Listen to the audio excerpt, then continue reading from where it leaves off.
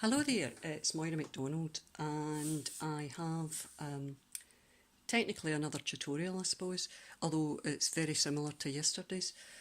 What I would like to show you is an acetate envelope.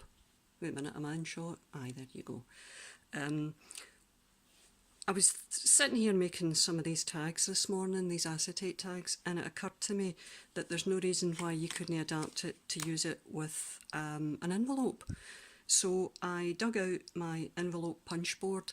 Now, obviously not everybody's going to have these, but if it's something that you have or you're thinking of getting, and I would say, by the way, that I really like envelopes, so in that respect, I think these are great. But even if you don't have one, because it occurred to me, a lot of us buy digital kits that have envelopes in them. There's no reason why you couldn't use those envelopes to do an acetate window if you want to do the acetate stuff. Right, so basically what I did here was I made this wee envelope. I just used a 6x6 page from a paper pad, and I cut out the shape once I'd done the envelope. I've put a wee bit of paper in it so that you can see it, because obviously you can see the back of the envelope and it's not as attractive. But if you were doing it and you were putting a piece of ephemera in your little envelope, then obviously your little girl shows up quite well, or whatever image you use. So if I can just run you through what I did. For the sake of speed, I've already cut out an envelope. What you do is you get, if you're thinking of buying an envelope punch board, what you do is you get your sheet of paper. Now in my case, my paper is 6x6, so you look for your paper size here, 6x6, and it tells you you would be able to fit a card which was 3x4, so effectively that's the size of that. That'll be 3x4. It tells you to score it at, wait a minute till we find it again, 2 5/8. So what you do is you put your sheet of paper in along to the 2 5/8 measurement. It would be stuck up here, wait a minute, I don't think I can get it in. 2 5/8, which is about there, and you press that down to make your indentation, and you score. You get a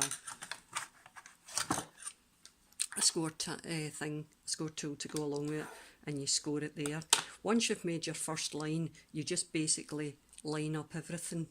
You know, you move around it, and that's your score guide. So your line effectively will come down there, and you'll score your next one and punch down. When you've finished all of them, you bring it out, turn it round the other way, feed in your corners, punch there again, and it will give you your little nice rounded edges. Hope that's about as clear as mud for you, but I'm afraid it's the best you're getting at the moment. So as I've said, I mean, I really like my envelope punch boards. It's a wee memory keepers thing, so needless to say, it doesn't come with instructions, I don't think. I happen to have seen it getting sold on television, and that was how I knew how it worked. Right, so I've made my envelope, and what I want to do is make an aperture to fit my little girl into. I have chosen a square die to do with this one. If you don't have dies, again, obviously what you can do is just measure where you want to be, and then use a scalpel knife to cut out the shape. I'm going to run it through my Big Shot because I am bone lazy, and to be fair, I'm really not very good with sharp knives. You wouldn't trust me with a sharp knife because you never know what I'm going to do. Might run after somebody and stab them, or cut an arm off, or lose a finger. I really I'm not very smart when it comes to sharp things. You really do need to watch what I'm doing. There we go, that should have cut out my wee square. It also leaves me obviously with a wee square that I can subsequently play with and do something with. Right, and I cut down my wee lassie earlier. So before I seal up my envelope, I'm going to stick my wee lassie in my aperture. Get my glue. This is a bit, this is very fluid, this glue. see, I go between not being able to get it out and it flying everywhere. Come on, glue. No, don't think I've opened it enough. This is where it all spews out. Oh, no, we want it. There we go. Because I really don't need an awful lot of glue. I don't want it everywhere. There we go, that'll do us. Again, probably more glue than I actually need. And I'll get my wee lassie and gently put her there. Don't want to press down too hard at this stage because I don't want the glue going all roads. Now obviously, because I'm using a, there goes the fingers all stuck, because I'm using quite a viscous glue, I'm going to have to let that dry before I seal up the envelope. Because if I start sealing the envelope just now, chances are I'll stick the back bit to the actual envelope itself. So like I say, your envelope punch board, you'll bring them over, just work out roughly where you want to put your glue, stick them down like that, and that's you've got your envelope. I'll just show you, and there's my wee girl. Can you see that okay? Obviously you'll be wanting to put a piece of ephemera that's plain coloured in the envelope. There's a wee bit of glue seeping out there. Oh well. It gives it that vintage look.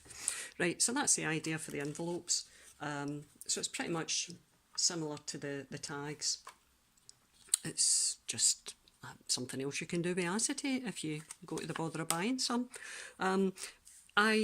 Tina was asking me this morning where to get acetate, printable acetate. I discovered a second packet yesterday. I mean, honestly, I'm in such a guddle in terms of not really having room for all the craft stuff I've got, so it tends to kind of get piled up left, right and centre, and I discovered I had another 8 sheets of printable acetate yesterday, which is really quite handy because thankfully I hadn't bought any more.